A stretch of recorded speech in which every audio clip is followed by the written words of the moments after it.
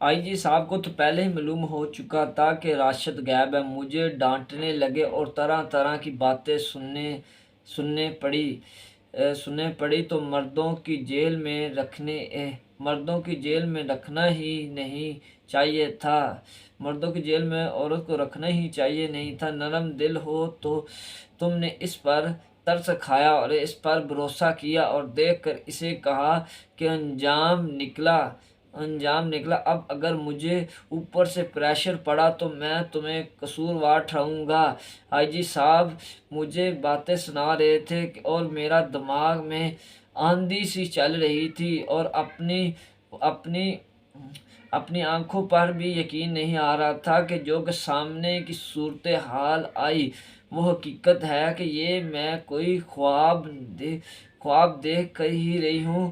میرا دل چاہ رہا ہے کہ میں سامنے کھڑی لڑکی جو کہ اس کا ٹائم راشد کے کپڑوں میں ملوث راشد کے کیڑے مکوڑوں میں ملوث تھی۔ آئی جی صاحب نے کہا تم ملوث تھی،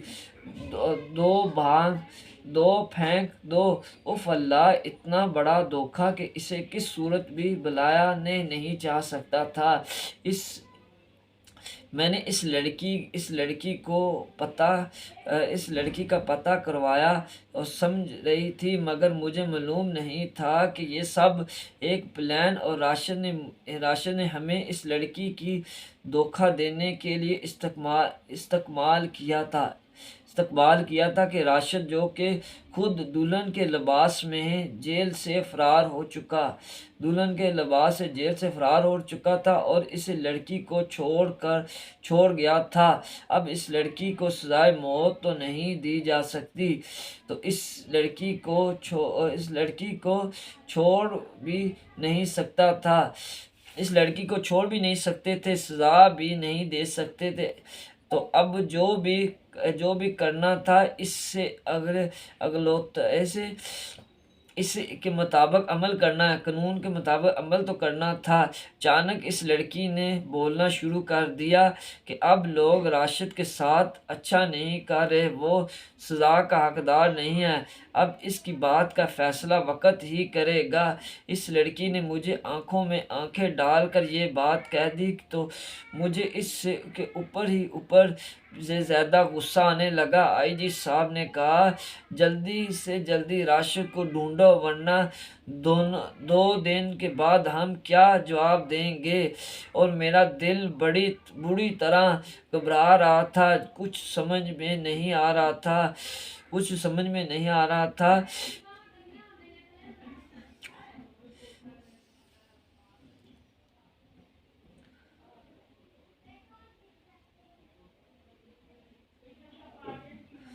اور کہہ رہا اور آگے سمجھ میں نہیں آ رہا کیا ہو رہا ہے اور آگے کیا ہوگا۔ اب صرف ایک ہی بچ رہا تھا کہ اس لڑکی کی ماں باپ سے رابطہ کریں، یا تو راشد کو ڈھونڈ کر راشد صبح 4 بجے پہنچنے کے مطابق اندھیرے میں جیل سے نکلا تھا۔ اب صبح ہو چکی تھی، بہت ٹائم گزر چکا تھا، اب تک پتہ نہیں وہ کہاں سے کہاں پہنچ چکا تھا۔ اب یہ لڑکی تو میری توجہ کا مرکز بن چکی تھی۔ آخرکار میں کیسے اس کی باتوں میں آ گئی، میں نے کس پر بھروسہ کر لیا، ان کا نکاح کروایا، اور یہ لڑکی پاگل ہے جو کہ ایک سزائے موت کے قیدی کی جگہ پر بیٹھ گئی، اس کی جگہ پر پھانسی لینے والے کے لیے اپنی لڑکی سے بات کروائی اور سب معلوم کہانی کی ڈھانی۔ لڑکی نے گھبراتے ہوئے بغیر پر کسی پر اماد لہجے میں سب بتانا شروع کر دیا کہ یہ منظور علی جو کہ ساتھ والے گاؤں میں رہتا ہے، اس کی بیٹی ہو، اور راشد خان میرا ہونے والا بنوئی تھا جو مجھے یہاں یہاں تہا نہیں چھوڑ دے گا۔ اب تو مجھے ان کی نکاح میں ہوں، میں اس کی ذمہ داری ہوں۔ اس کے بعد اس نے کہانی مجھے سنائی کہ اس نے مجھے مزید پریشان کر دیا کہ میرا نام نازیہ ہے۔ راشد بھائی میرے میرے چچا زاد بھائی ہیں، یہ حافظ قرآن اور ایک بہادر انسان بھی ہیں۔ میری بڑی بہن اور راشد کی منگنی کے بعد انہوں نے میرے گھر آنا جانا شروع کر دیا۔ گاؤں کا ماحول بڑا عجیب ہوتا ہے۔ ایک دن اماں ابا گھر پر نہیں تھے اور راشد بھائی ہم سے پہلے کے لیے تھے ملنے کے لیے آئے تھے۔ راشد بھائی کو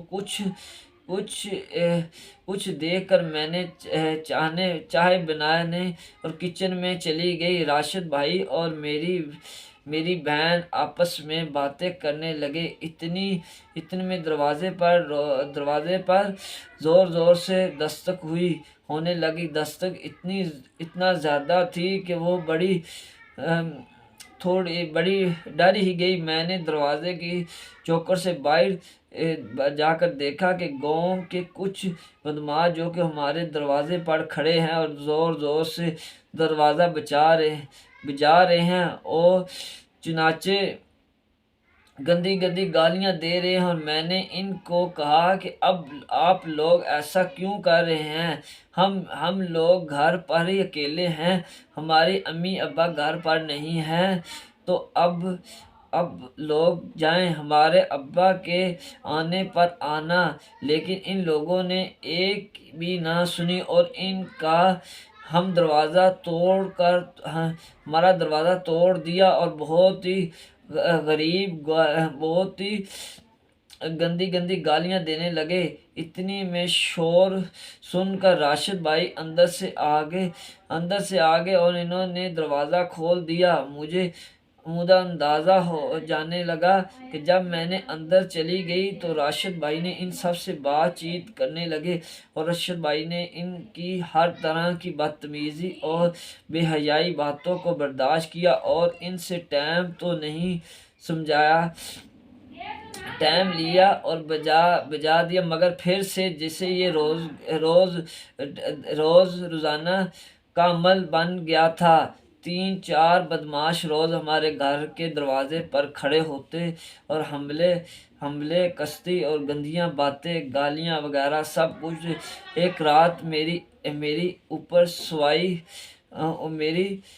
سوائی ہوئی تھی اور کھڑی کا دروازہ توڑ کر اندر گھس گئے اور بدتمیزی کرنے لگے۔ خدا کا کرنا یہ ہوا کہ راشد بھائی بھی اس وقت گھر ہی آئے ہوئے تھے اور ابا سے باتیں کر رہے تھے۔ جب انہوں نے یہ سب دیکھا تو ان سب سے برداشت نہ ہوا اور وہ کھڑے ہو کر اس آدمی سے الجھنے لگے، اور راشد بھائی نے نتیجے میں اس کے پاس کوئی اسلحہ نہیں تھا جبکہ دوسرے آدمی کے پاس ہتھیار بھی تھا۔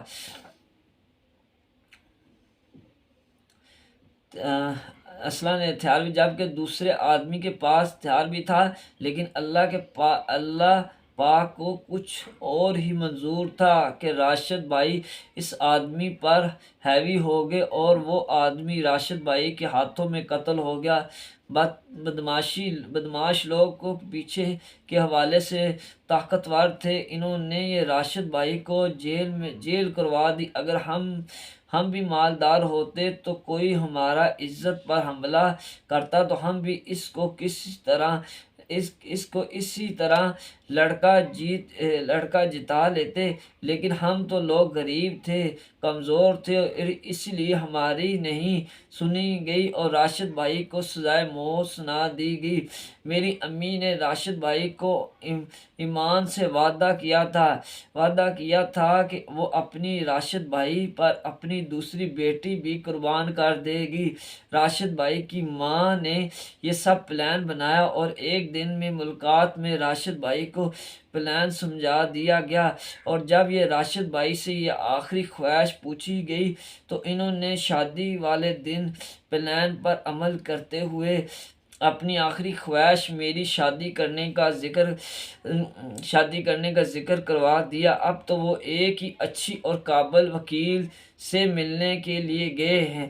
رات تک وہ واپس آ جائیں گے۔ اللہ کی مدد بھی شامل حال تھی کہ ایک دفعہ کسی کو پھر سے سنا دیا، عدالت میں لڑنا گیا۔ اللہ کے حکم سے ہم سب عدالت کا فیصلہ راشد میں حق میں ہوگا، اور اس کے بعد راشد بھائی عزت سے عدالت سے بری ہو گئے اور گھر آئے، اور نازیہ اور راشد کی رخصتی ہوگی دی۔ یہ تھی جی سٹوری، اور کیسا اس بندے نے پلان بنایا اور کیسا اللہ پاک نے انہیں عزت دی، اور بڑی لمبا ولاگ تھا۔ اور اب دیں اجازت، دعاؤں میں یاد رکھیں، میری ویڈیو کو لائک کریں، سبسکرائب کریں، اور ملتے ہیں نیکسٹ ویڈیو میں۔ السلام علیکم، اللہ حافظ۔